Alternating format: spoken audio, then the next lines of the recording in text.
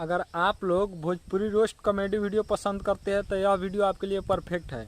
Video को देखिए और आनंद लीजिए।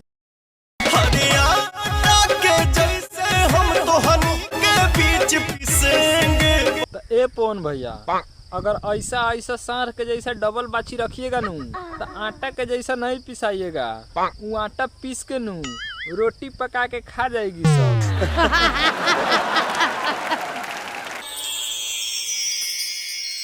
तो का हाल बा भाई लोग, ठीक बानू?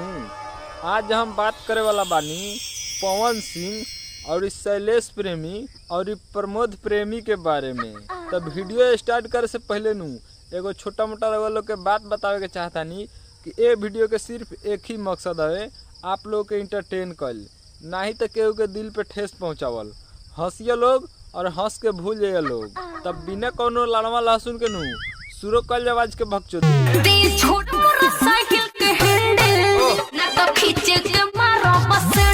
अच्छा ते भौजी के का नाम बनू कि ते छोड़ हमर साइकिल के हैंडल न त घींची के मारम सैंडल। जा ए शैलेश भैया, तोहर इतना दिन घटिया आ गेल बा कि तू अब सैंडल से पिटाता रह। हम कहम नू कि अभियो लाइन से भाग ल, न त सैंडल से मार के नू तो ये झेंडिल कर दी। अरे हट हट हट कुत्ता। अच्छा ए भौजी, आजकल तोहर दिन इतना घटिया आ गइल बा कि तोरा पिछारू कुत्ता पड़ता। जदी हमरा के कहबे ते कुत्ता हम खइबे जूता।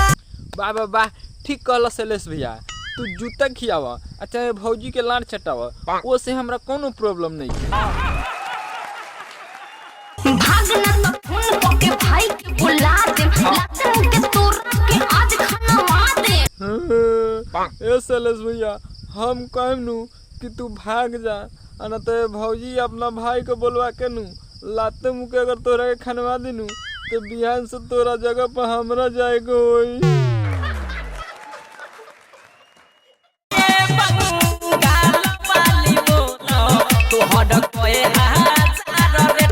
अच्छा ते भैयावा के कहना बनू कि ए बंगाल वाली बोला तोर कई हजार रेट बा।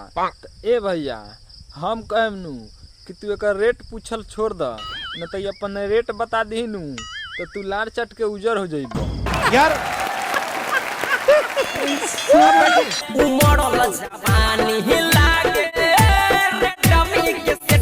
अच्छा ते भैयावा के का नाम बानू कि तोहर उमरल जवानी रेडमी के सेट है। तो ए सरौलाल चाटा कि तोहरा पापा के कंपनी में रेडमी के जवानी बनेला का हो सरवा न भाई लोग सुनता रह, बलू उमरल जवानी रेडमी के सेट है।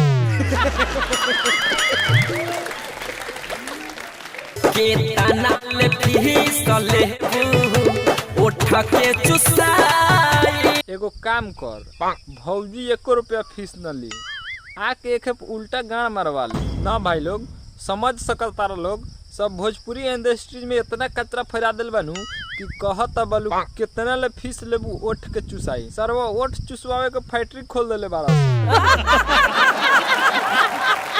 तो अब बारी आइल बनू पवन भैया के बारे में। लगा रे कैमरामैन। अरे सरवा कैमरामैन, ई का लगावता रे? पवन भैया के डबल करतू था। अच्छा तो ई पवन भैया के करतू था।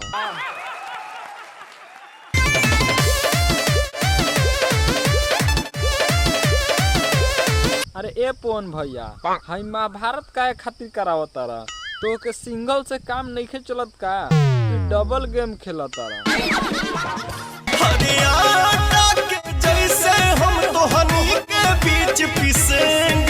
तो ए पवन भैया, अगर ऐसा ऐसा सार के जैसा डबल बाछी रखिएगा नू तो आटा के जैसा नहीं पिसाइएगा। वो आटा पीस के नू रोटी पका के खा जाएगी सब।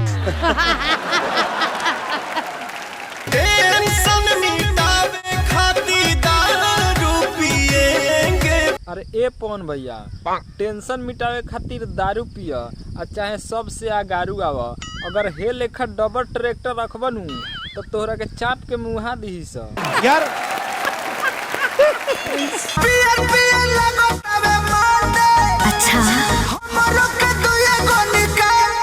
अच्छा अच्छा तो प्रमोद भैया का नाम बानू कि पियर पियर लागत के माल दो आ हमारा के दुइयो गो निकाल दो। तो ए प्रमोद भैया तू परफेक्ट कहल काहे कि हे भौजी के नू दुइयो गो माल दे में तू बालदेव संग बोला के खैब तैयो न उड़ाए वाला बा। ए बाबू आमला हाथे में थामला। तो ए भौजी के कहा नाम बानू कि ए बाबू आमला हाथे में थामला। तो ए भौजी जब प्रमोद भैया आम लिए नू तो हाथ में न थमिए तो डायरेक्ट मुंह में लगा लिए का। तो आज के वीडियो नू यही पे ख़त्म करतानी। अगर वीडियो अच्छा लगा तनू तो एक लाइक जरूर कर दी और चैनल के सब्सक्राइब करके बेल आइकन पर जरूर प्रेस कर दी ताकि ऐसे ही हम गड़फार वीडियो बनाए नू तो आप लोग तक जल्दी पहुँची।